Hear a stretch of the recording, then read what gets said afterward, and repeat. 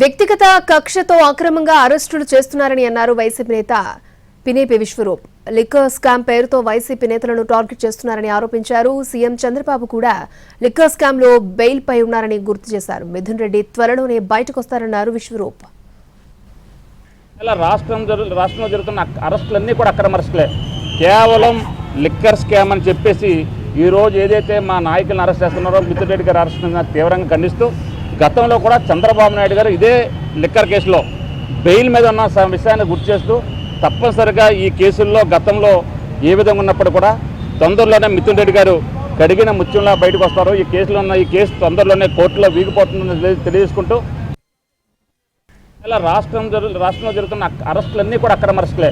కేవలం liquor scam అని చెప్పేసి ఈరోజు ఏదైతే మా నాయకులను అరెస్ట్ చేస్తున్నారో మిథున్ రెడ్డి గారు అరెస్ట్ తీవ్రంగా ఖండిస్తూ గతంలో కూడా చంద్రబాబు నాయుడు గారు ఇదే లిక్కర్ కేసులో బెయిల్ మీద ఉన్న విషయాన్ని గుర్తు చేస్తూ తప్పనిసరిగా ఈ కేసుల్లో గతంలో ఏ విధంగా ఉన్నప్పుడు కూడా తొందరలోనే మిథున్ రెడ్డి గారు కడిగిన ముత్యంలా బయటకు వస్తారు. ఈ కేసు తొందరలోనే కోర్టులో వీగిపోతుందని తెలియజేసుకుంటూ